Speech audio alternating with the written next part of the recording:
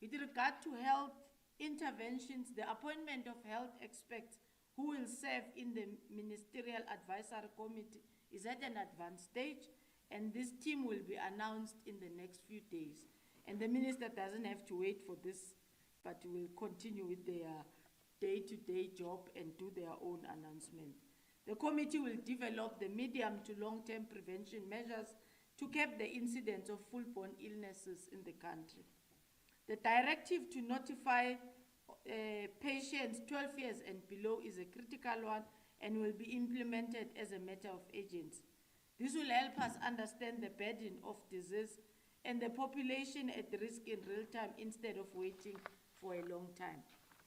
The department is currently amending also the notifiable medical conditions regulations, such as the death of anybody 12 years and younger becomes notifiable. The regulations may be published based on the state of disaster declared by the Minister of COGTA.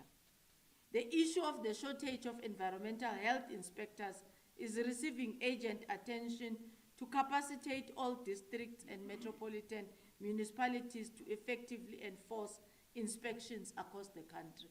I must also add that the Ministry of Health is also looking jointly with municipalities and COGTA on how could we amend and relook into the legislation with regard to Schedule 4 and Schedule 5, particularly amongst others of the health inspector functions, which currently resides with municipalities as a responsibility that possibly in future the Department of Health may have to take over, as it was before 2003, to do that function.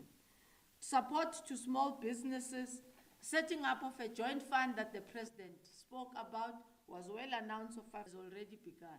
You will also recall that at a traditional level, there is a rural strategy master plan which is incorporated in the rural community businesses strategy as ensuring that what is happening in the township also happen in rural and far-flung areas in terms of compliance. So including the convenience shops that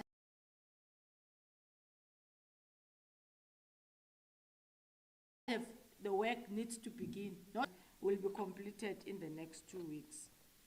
I would want to emphasize that the work that is being done, it also may happen that it can be concluded before the action plan indicates. So I'm going relatively towards the line of the action plan, but I'm aware Minister Ndabeni Abrahams with the team, they are hard at work and they are almost closer to completion on some of the issues. Some of their teams are already on the ground. In the short term, the approved rural and township business will be supported through this fund to improve their infrastructure, regulatory compliance, and capacity building. The operational fund application and dismantlement processes will commence as soon as the registration process is completed and will be subject to ongoing auditing process as an early warning system against potential anomalies and fraudulent activities. We have been hearing on the social media that once registration has happened and the audit has happened, it's business as usual. We are cautioning that the situation will not continue the same way. The qualifying criteria is also very specific that the owner of the business must be a South African citizen operating within the borders of the country and serving local communities. The business must be registered with the local municipality in accordance with the relevant bylaws and have valid registration with SARS. Funding will prioritize entrepreneurs between the ages of 18 to 35, that is young people, which much emphasis on female-owned businesses. The Department of Small Business Development has started a process to create a nerve center with geo-mapping capacity to centralize data of the ownership and the rural economy. The ownership of data in the townships and in the rural economy. The national database of registered small business and spaza shops will strengthen our capacity to regulate the sector, but also to ensure that effective compliance to avoid the recurrence of future outbreaks. And we have seen again in the media the confusion in our communities with regard to who has a right to own or could operate a small business. We would like to emphasize that the laws allow every shop owner who is a legitimate trader and meets the legal requirements to own a business in the Republic. You need to register a business and then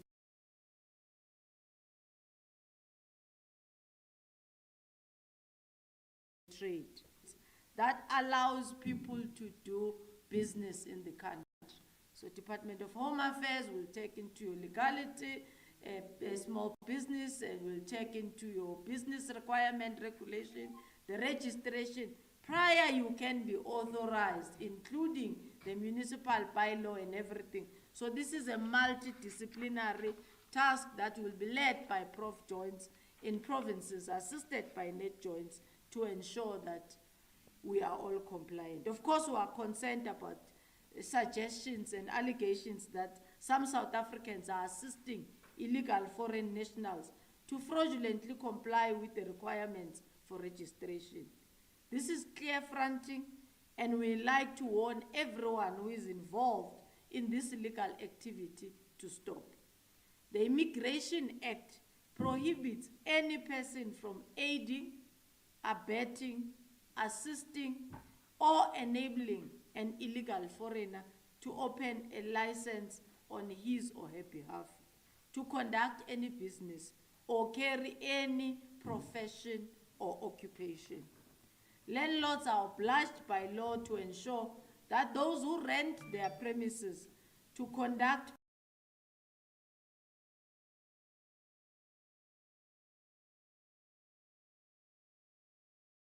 business comply with the provision. Stories are also doing rounds on social media and other communication platforms about government officials who are allegedly involved in fraudulent and corrupt activities in the registration process of small business and spaza shop. The law enforcement agencies will clamp down heavily on extortionists who want to use this process to enrich themselves.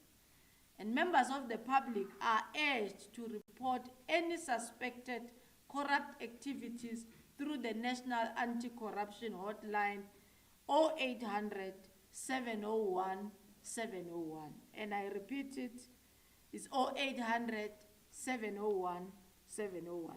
We also want to appeal to the members of the public not to disturb the process of registration by blocking certain shop owners from participating in the process. This includes conducting unlawful inspections by members of the public. They are encouraged to report to law enforcement agencies so that we could follow the law and undertake those necessary inspections. Or other unauthorized bodies are also not allowed. Lawful joint inspections, as you would have seen covered widely in the media, are ongoing across the country, led by the multidisciplinary teams comprising of experts and officials from various government departments, state bodies, and law enforcement agencies.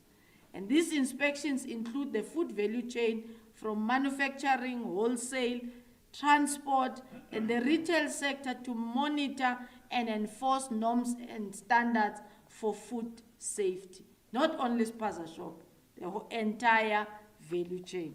In fact, spaza shops are towards the end of the distribution in terms of the value chain. For example, between the 8th and the 20th November, the Counterfeit, Contraband and Illicit Good Operation has seized various items, pharmaceutical products, clothing, estimated to around 4.9 million in the Western Cape and Gauteng provinces alone. The unit has also seized cash to the value of 417,000 and imposed fines for various contraventions to the value of 6,000.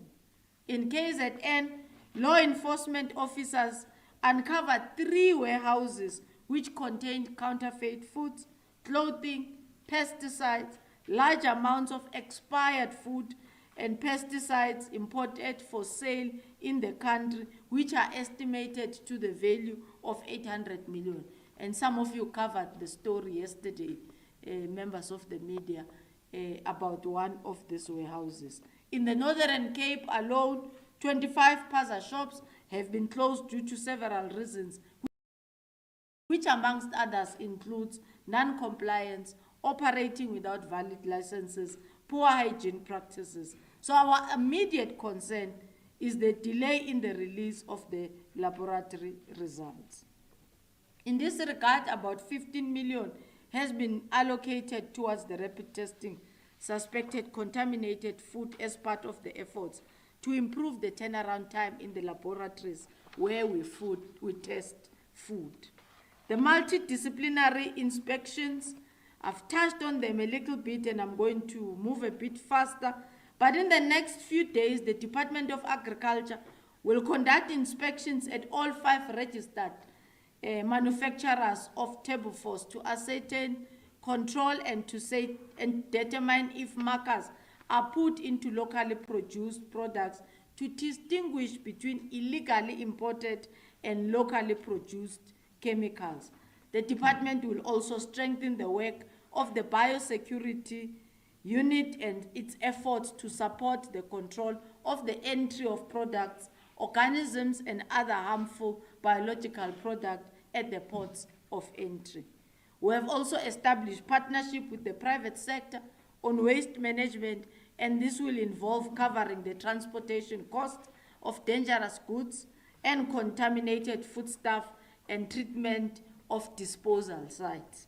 In this regard, CropLife will provide its licensed vehicles for transportation of dangerous goods to a thermal disposal facility, while EnviroServe will serve and will be involved in transporting contaminated foodstuff to their legal landfill dump site.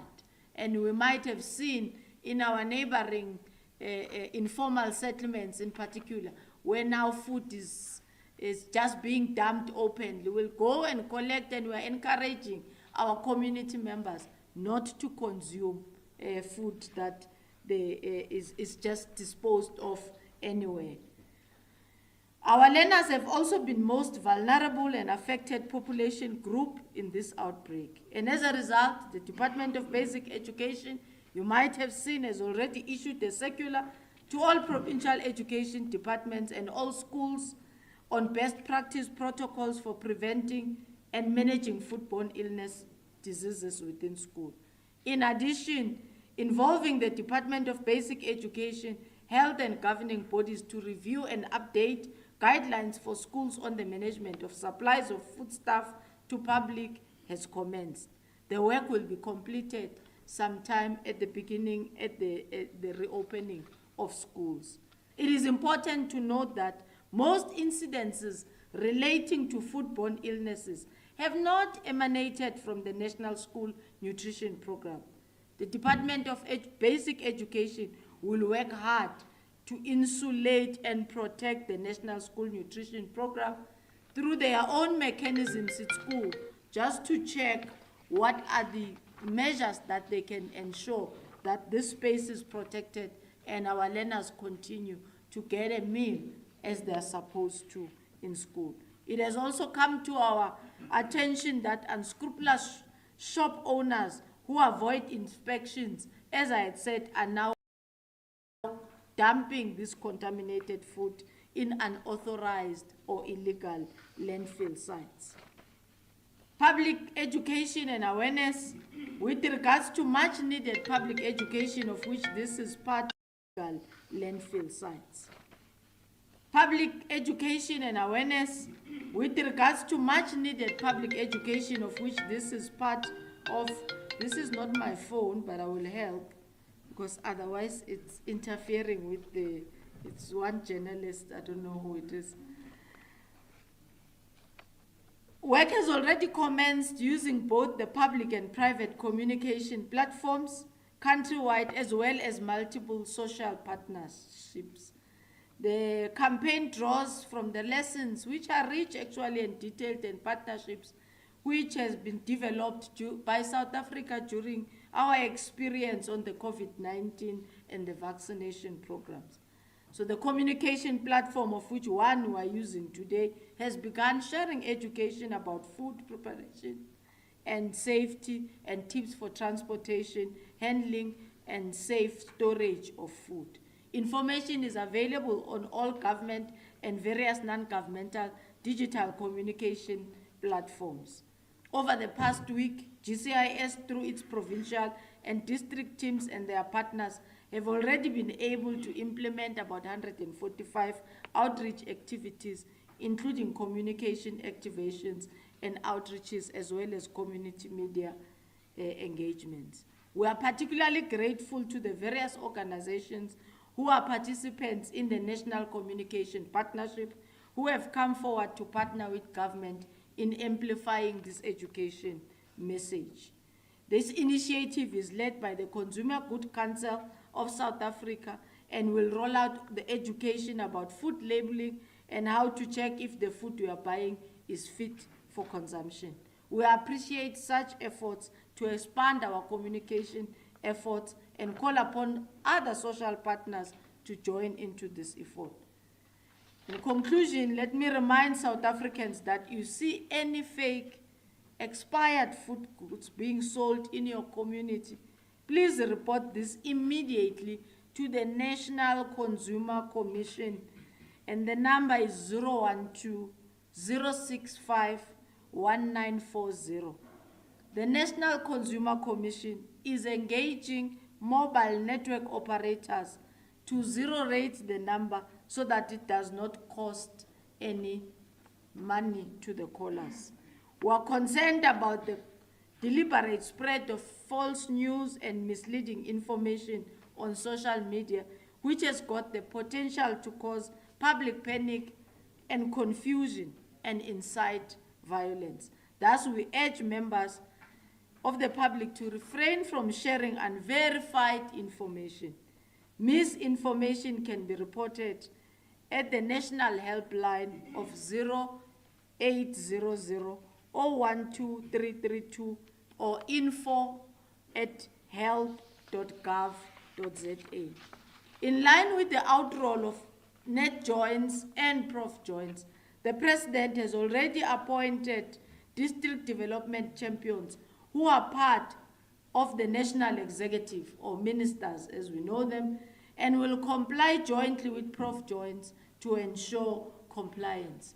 DGs are also aligned to prof joints to start with immediate effect and ensure that they assist the provinces to set up the protocols that are needed for the verification and the auditing of all businesses, the registration to assist municipalities, and using different communication platforms. You will keep on being updated as members of the public to ensure that you are knowledgeable of the program in your province, your zone, your locality, and your ward, as we continue to make sure that we minimize and actually eliminate full-borne illnesses and illicit trade. Thank you very much.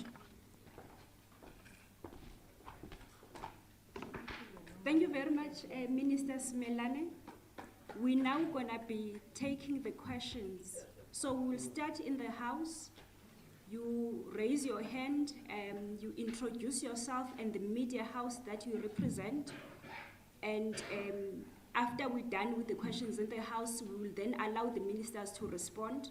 Then the second round will be the online questions.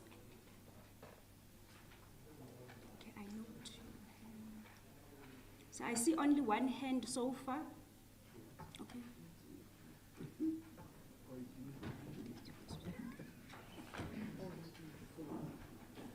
Theodore Mashele here from ENCA. Okay, I've got like 3 questions. What are we doing about the people who are being blocked from registering for various reasons?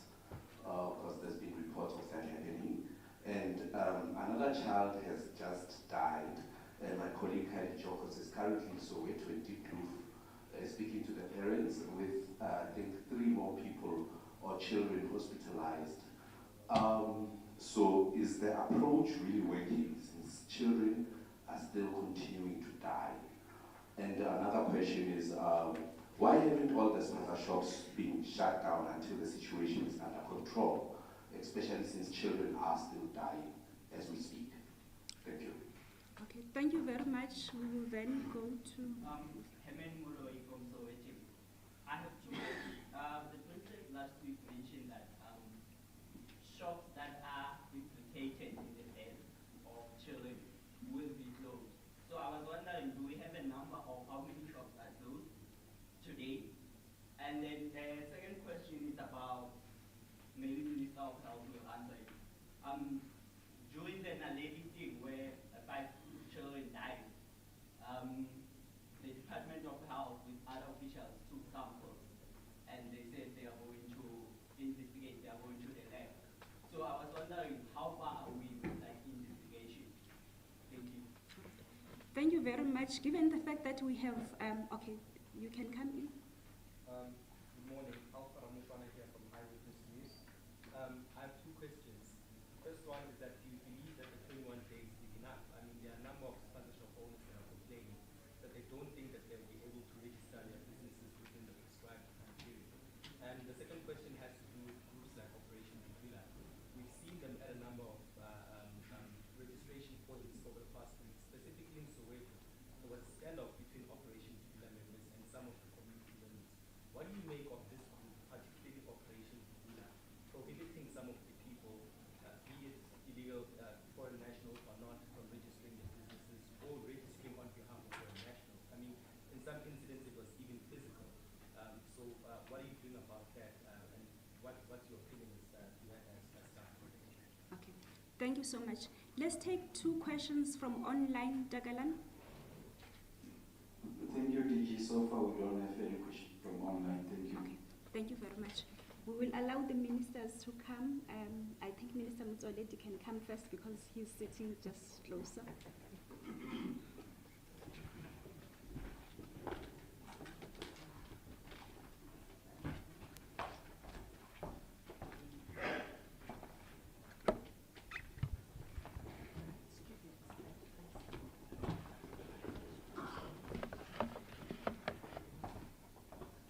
Thank you very much, Program Director. I think there are a few questions here which pertains to health, like the fact that 1 child has died and there are still people being infected, whether what we are doing is working. You are aware that we are still at the beginning. It is not envisaged that we will have been able to solve this problem in a short space of time. That's why the President announced that the death of any child who is 12 years or younger will become a notifiable condition, because in the past it was not. We have not even started making it notifiable because we need to follow certain rules. But the aim was to check whether this scourge of death from foodborne illnesses has stopped in the country. That's the reason why we are notifying. But we have not even started that notification. We still have other diseases that are being notified, but not this one, because the President has just announced it last week, and it has to go through processes of amendments and regulations. And we are very sorry that this is still continuing. But the question is, why not shut all spaza shops until the problem is resolved? I'm sure you are aware that we have already announced that this organophosphate is widespread in our communities. It's not only spaza shops, unfortunately. It is sold at taxi ranks. It is sold at old age pension payout points. It is sold by hawkers in the street. It is sold in the trains. So it's all over. And I don't think there will be any need to target any one area. The statement read here by Minister Smilane says the Department of Agriculture is going to follow up on the 5 manufacturers of Tabifos to see through their processes where a leak could have happened, such that Tabifos gets into a community, whereas it was supposed to stay only in agriculture in the fields. So that's one of the things that is still going to happen. On the issue of whether shops who are implicated will be closed down, as the president has said, when he said shops that are implicated, it means legally we must be able to tie that shop to a particular death. The fact that Tepifos was found in some of the shops, but you are not able to link it directly, it simply means you may close that shop, but you may not charge them because you can't link them directly. What am I talking about? When 84 spaza shops were inspected by various teams in Naledi, swabs were taken from the counter, from the food packing areas, behind fridges, where food is stored. And in 3 spaza shops, it was found to be positive. In other words, it was found that they've been Tepifos in that spaza shop on the counter. But you can't link it to any death until police or detectives are able to ascertain that one of the dead children actually bought food there. Otherwise, legally, you are not proving anything. You are just proving that this spaza shop has got Tepifos. You may close it for that reason. But charging them and taking action and going to a court of law, that might not hold. And that's the problem which detectives are still investigating. How far are we with investigating spaza? Yeah, I've already mentioned that the results are out. Out of all the 84 spaza shops that were swabbed, 3 proved to be positive, meaning proved to be there was a presence of Tepifos in those spaza shops. Operation Dudula, at the moment, is beyond my pay grade. I'll allow those who have got a higher pay grade to respond to that. Thank you, Minister Mutsoledi. I will call upon Minister Ndabeni Abrahams. I'll call on Minister Hlabisa.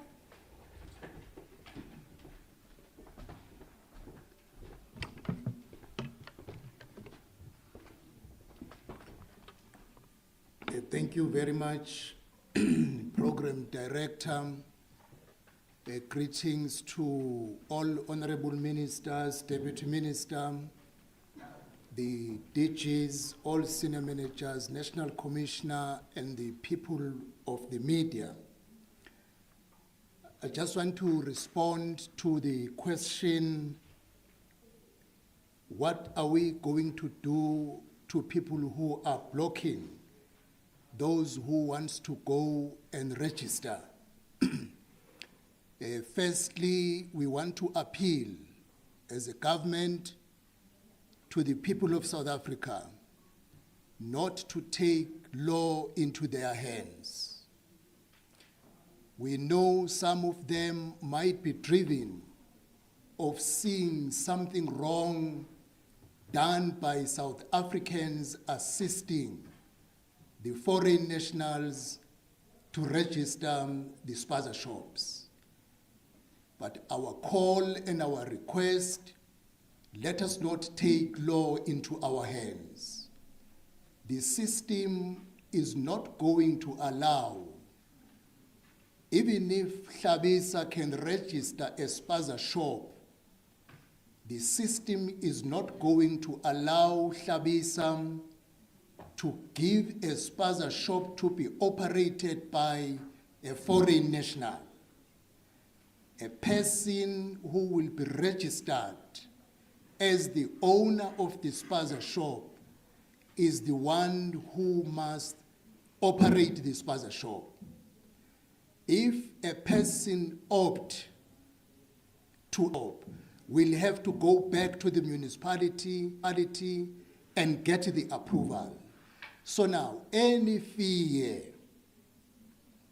that the system will be overridden by South Africans assisting foreign nationals, it's not going to work. That is why we are appealing that the law enforcement agencies must assist in dealing with those who wants to take law into their hands. But that must be a last thing to do. The first thing to do, the people of South Africa, with all good intentions, must not take law into their hands, because what they fear is not going to operate. Is 21 days enough? It takes only 1 day, even not 1 day, to register a business. So 21 days is enough. People must not wait until the last day in the 21 days. As from the president, when he made an announcement, any person who is operating a business in township, in the village or traditional communities must go to the municipality and register the business, not wait for the expiry of the 21 days, because indeed, if you want to do it on the day 21st, you might have some outstanding documents and could not register your business. So 21 days is enough, but the call is go and register your business today, not tomorrow.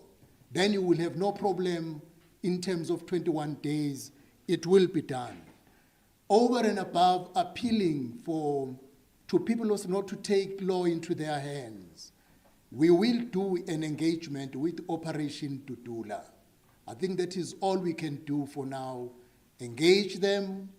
We know their history when it comes to foreign nationals, but they must give the space to the government to do what is right in order to arrest this challenge.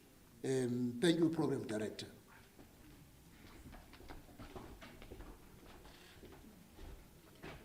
Thank you very much, Minister Hlabisa. We now call upon Minister Ndabeni Abrahams.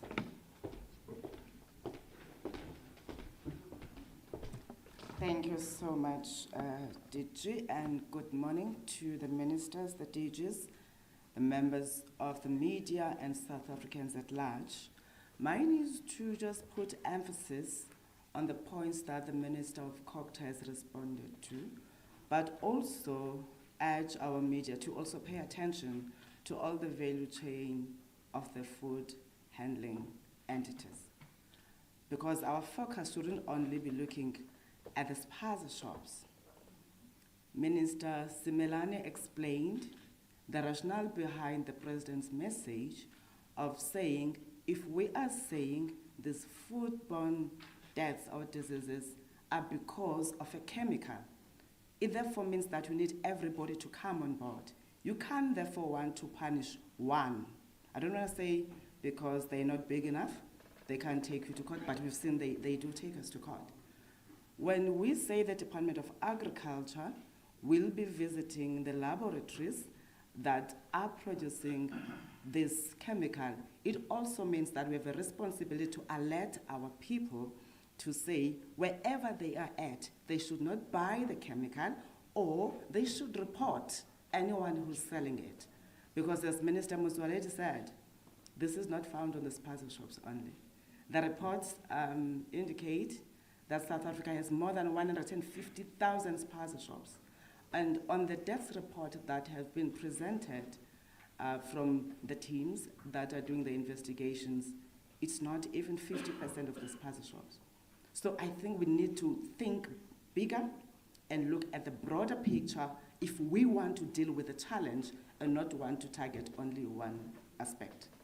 Now, the Minister of COGTA says those that are qualified to run businesses will register their businesses.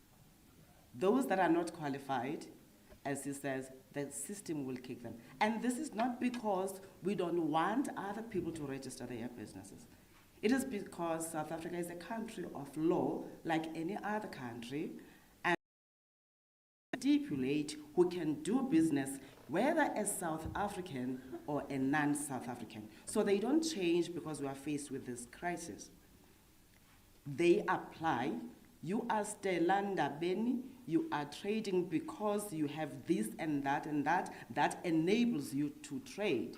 You can come and register, but if you don't meet those requirements, it doesn't mean you will get the permit. Because I think one other confusion is that when people are going for registration, automatically they get a trading permit.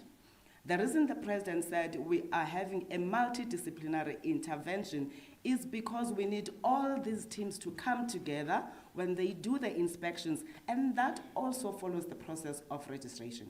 Because municipalities on their own, whilst they will be conducting the registration, they cannot verify the authenticity of one's identification, which is why we are bringing all departments, Home Affairs, and everyone on board to say, let those be done, so that when we give the permits, we are certain that we're giving them to the right people.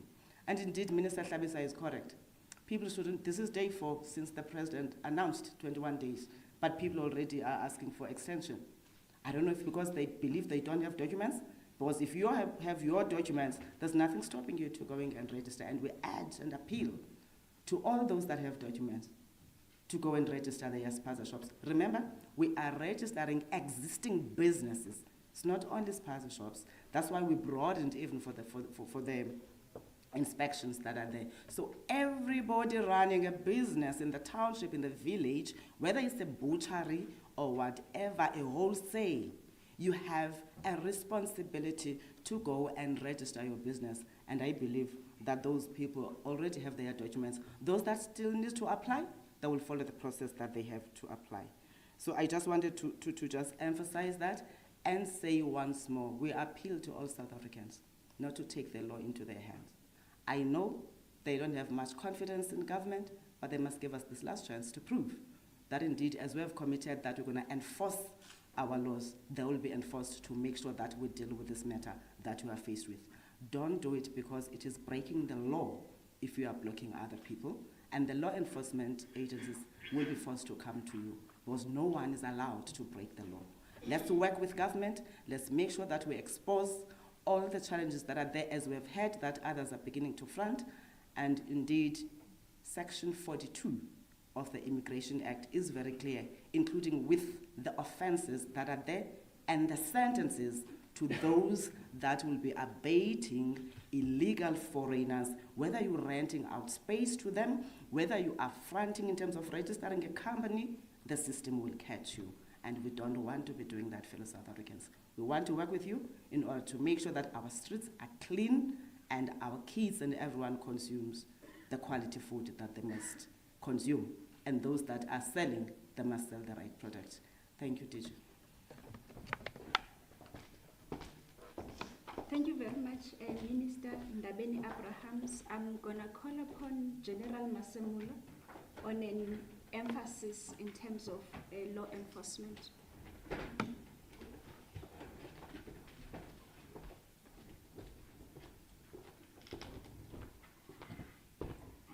Thank you very much, DG. Morning, ministers, DGs, and everybody. From our side, we are part of the national joints, and we will be participating from the NAT joints, prof joints, and district joints. We will be part of the law enforcement and will continue doing the work. And of course, we expect each and everyone to cooperate and don't make it that it be necessary that law enforcement had to take an action. Of course, we will not hesitate to take action if you don't cooperate. Of course, they will not be registered, I'm sure, by the relevant authorities, but we will continue being part of the operations and we will deal with whatever problem that comes our way. And we, of course, ask that let's cooperate so that the process runs smooth and there shouldn't be problems. But with regard to law enforcement, we'll continue these integrated operations. We will continue getting to a lot of warehouses countrywide, make sure that we know what is contained there, we know what is being transported, so that there isn't further illegal stuff that proliferate in the country. Thank you very much. Thank you, General. We'll then take Minister Dao, also on businesses, before we move to the last round of questions.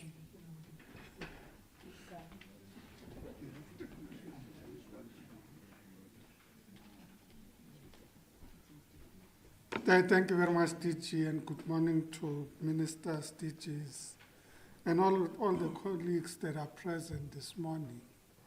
Just to emphasize on a few issues that have to a large extent been covered. The first is, it is important that we ensure that those that trade in our environments are registered. And the reason it's important that people are good, firstly, comply with all rules and regulation in relation to storage, refrigeration, health standards, and so on. So if you continue to be unregistered, you are operating outside the framework that allows government to execute its responsibility of ensuring compliance to the necessary standards that have been set.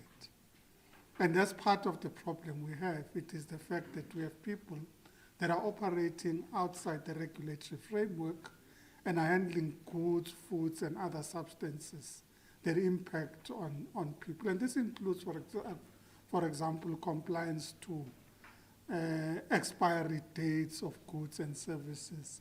And the inspectors need to be able to go there, and they are able to hold you to account. And part of the licensing conditions is that you sell goods that are within the legal time frame. So it is important, and therefore, in our department, our role through the National Regulator of Compulsory Standards and the National Consumer Commission, we need to ensure that there's compliance in this regard. And we've been working very closely with the Department of Health and other agencies that have been involved in undertaking the inspections and enforcement throughout the country, so that you are able to protect people from consuming goods that do not fall within the regulated system. So yes, we're dealing with the issue of poison, but there are other issues that we have to deal with in terms of compliance that are important. So that's the one part. It's about regulation and enforcement. The second issue, of course, is in relation to ensuring that people have enterprises, but these enterprises in the townships, in our rural areas, do not have the appropriate support mechanisms to enable them to thrive as enterprises. Therefore, the competition that comes in that operates by undercutting compliance to standards, to rules, and so on, necessarily outcompete them. Because if you sell goods that are expired, you probably bought them at a discounted rate and are able to outcompete people that meet the necessary standards. So when you are registered, it is possible for us to provide the necessary support mechanisms, and we've committed jointly and led by the Department of Small Business Development under Minister Ndabeni Abrams, we've committed to establish a fund that would provide different levels of support to these enterprises. And that fund would ensure that, firstly, there is just generally the hygiene and compliance issues, the furniture and all the requirements that enable proper trading and controls. So we'd be able to provide that support and would be engaging with entities that are registered with our respective departments, and we've supported to build companies in these sectors to be able to provide this service. We'll also ensure that people are able to access stock, but we're not going to be transferring money into individual accounts of individual enterprises. So we will work through the wholesalers and other implementing mechanisms that are in the provinces to be able to ensure that people have access to stock, so that they're able to access stock and are financed with regards to access to stock. And this would include blended financing at different levels. Part of it would be through a grant facility, part of it would be through a concessional loan facility, so that people are able to access stock, but also because we're aggregating with the wholesalers, they are able to get it at cheaper prices without having to undercut the system, because we need to mitigate it in a manner that appreciates what the challenge is on the ground, that people are undercutting the system and therefore able to sell cheaper. But those that are legal and formal are necessarily outcompeted by these enterprises. Now we need to ensure that we create mechanisms that support locally based and local enterprises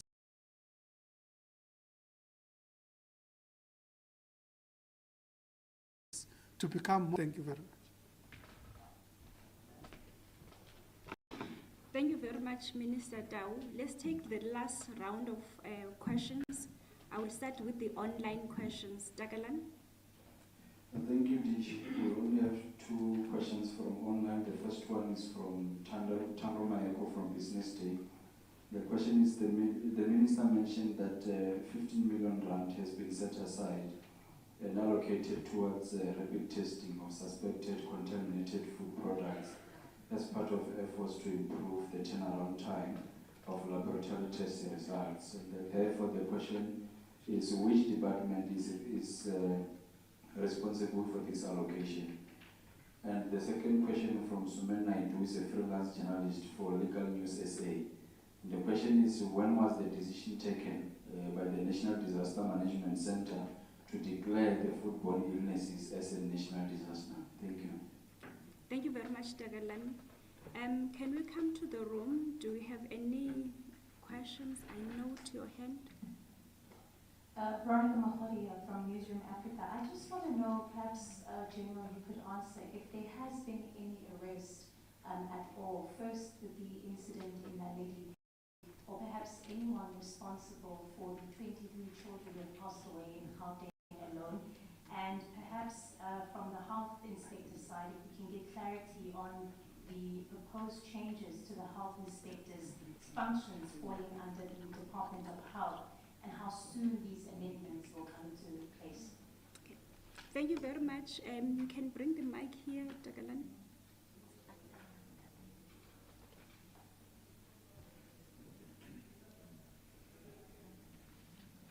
Thank you and good morning all. It's Onsu Mudzebe from Kai News. I too am concerned about the 21-day period because of what I saw at a service center in Jabulani in Soweto. Officials there had put a notice that registrations are suspended until further notice, and this is because of the picket that was led by Operation Dudulan residents.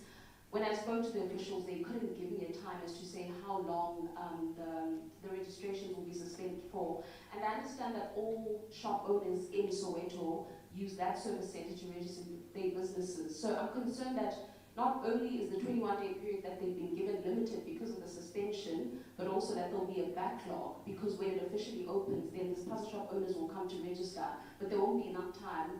And you also raised an issue as to say people might have to go back because maybe they have incomplete documents and whatnot. Do you not think that maybe a government official now needs to go to that service center to deal with this picket? I also saw police officers, traffic officers, and the Amapanyas, sorry, I can't remember the official term, being chased away by angry residents, and they left. Thank you very much. Any other in the... Okay, yes. Alpha here from Eyewitness News again. Just a question of clarity, and perhaps Mr. Steve Hazen can help me here. Are there factories in this country that produce turfos? Because from our research, the pesticide is imported from countries such as India, and there are countries that just distribute it, such as the UPL company, which was put in Durban. Are they, you mentioned 5 companies, if I'm correct, Minister Timmy. Are there countries that specifically produce this pesticide in this country? Thank you. Okay, thank you very much. Any other hand that I might not have noted in the House?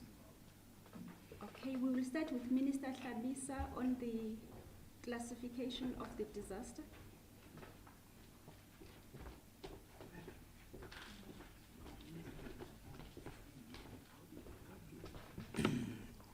Thank you very much, DG and colleagues. As I had greeted before, the classification was done on Tuesday, the 19th of November. Not declaration. The next step now we are in the process of doing due consideration for the declaration of a disaster. The classification helps to activate all structures, all departments to start taking actions in relation to the challenge on hand. So it is sufficient as a base. But if you want to escalate the response, you go to a declaration of a disaster, it has far-reaching implications. Because you need to mobilize soldiers, you need to go wild if you want to go to a stage of a disaster.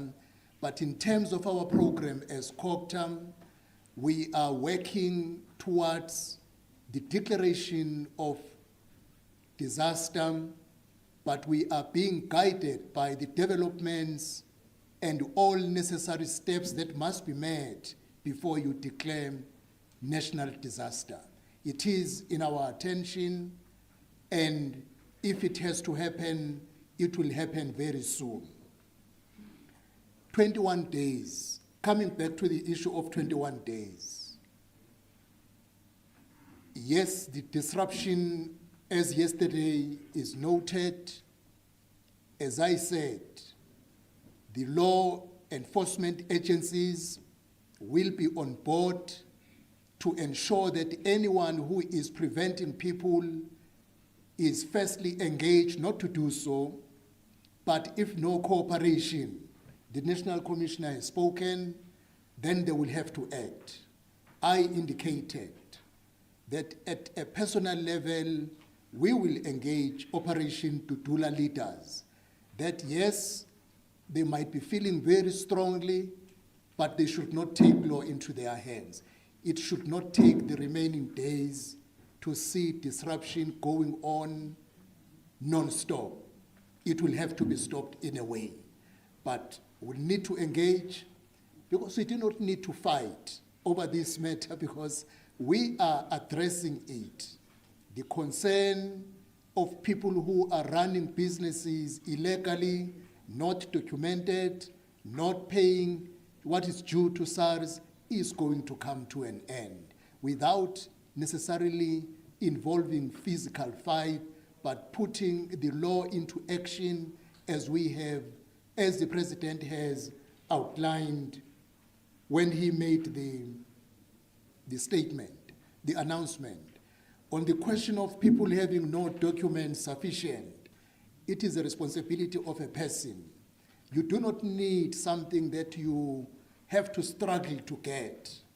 Firstly, you must be a documented person in South Africa. If you are not, hard luck, you can't register. It's as simple as that. Whether it's 2 days or 21 days or 5 days, if you are not documented, you are just not documented, you don't qualify. The point is, let us not talk about 21 days. A person who wants to register a business must go and do it today. If you have a challenge, solve your challenges within hours, within few days. 21 days is the maximum, but do it today. Thank you.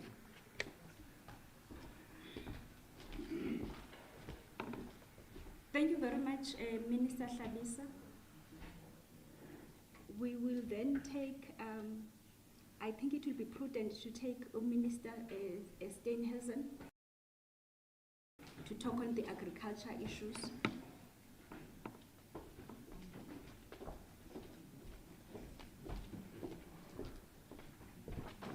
Thank you very much to the DG. Thank you very much to the colleagues that are here this morning, and of course to the media. In terms of turbofos, there are 6 licenses granted in South Africa for the manufacture and distribution of it. Only 5 of those are active. They are all under strict supervision and strict licensing obligations and strict supply chain management conditions. The Department of Agriculture has inspectors in each of the 9 provinces that conduct inspections on the supply chain from shops and agricultural co-ops that are authorized to sell it, to make sure that it is being properly sold and distributed to the right people. It is what's classified in the agricultural sector as an RUP, a restricted use product. Turbifos is a highly effective agricultural pesticide. It's used extensively in South Africa in the citrus, in the maize, and in the potato industry. And it's precisely because it is so effective that you've seen an abuse of it now being utilized at a residential or civilian use. I want to stress this product is not meant to be utilized by people who are not licensed, certified, or authorized to be able to use it. It is strictly for agricultural practitioners, and it should not be utilized in any way, shape, or form by any private citizen for any use other than the authorized agricultural use. We're obviously engaging with the variety of the manufacturers, the 5 of them. We're also working closely with CropLife, who have been conducting independent laboratory tests on the samples that were found during the raids on the variety of spaza shops. It is my view, in my opinion, and I imagine it will be confirmed shortly, that the turbifos that has been found in the South African spaza shop situation, as well as in some of the other shops, does not emanate from local manufacturers. If one looks at the pictures of what has been found in the spaza shops, it differs quite significantly from the color and texture of locally produced turbifos. What also heightens the suspicion that this is turbifos that's coming in from a neighboring country, and that is yet to be determined which one or ones, is that in many instances it's been found with aldicarb. Those are the straws that were found, you may have seen in a variety of the pictures. Aldicarb was banned in South Africa for production or distribution in 2016. So the fact that aldicarb is now being found together with the turbifos in these inspections is a very clear indication that there is a high likelihood that the turbifos that's being found in these instances is coming from external sources to South Africa. Obviously, that remains to be clarified by the independent laboratory tests, but I imagine those should be out shortly and will be able to give us a further direction. This then begs the question about how we improve biosecurity in South Africa. Biosecurity in South Africa to date has not been treated as a major priority, and if one looks at other countries around the world, they take biosecurity very, very seriously. They do not allow products, organic materials, and other materials to come through their ports of entry, whether it's fruit and meat coming through airports and other ports of entry, or whether it's import of chemicals and other matters. And that is why one of the key action steps that's outlined in the document that has been shared with all of you today is the reinstatement of the Biosecurity Hub, which will bring together in a multi-agency approach the Border Management Authority, the SAPS, the SANDF, as well as the Departments of Agriculture, Health, and other relevant departments, so that we can start to improve biosecurity across South Africa, not only at a farm gate level, but also across the country. Biosecurity has to become everybody's responsibility in South Africa. Lapses in biosecurity, as we've seen, and the inability to deal with some of the biosecurity concerns have caused significant harm to our economy. Foot and mouth outbreaks, citrus black spot, and other issues significantly impair our ability to be able to sell agricultural goods into other markets around the world. And so biosecurity is something which has been declared now a major priority of the Department of Agriculture. It is one of the 7 key priorities that we've identified in our annual performance plan, and we hope to enlist the support of all South Africans as we make biosecurity everybody's responsibility. Of course, as the independent laboratory results come out, the Department of Agriculture will endeavour to keep the media as well as South Africa informed. Thank you very much. Thank you very much, Minister Steenhuisen. We will now call upon the Minister of Basic Education to unpack a bit the interventions in the basic education sector.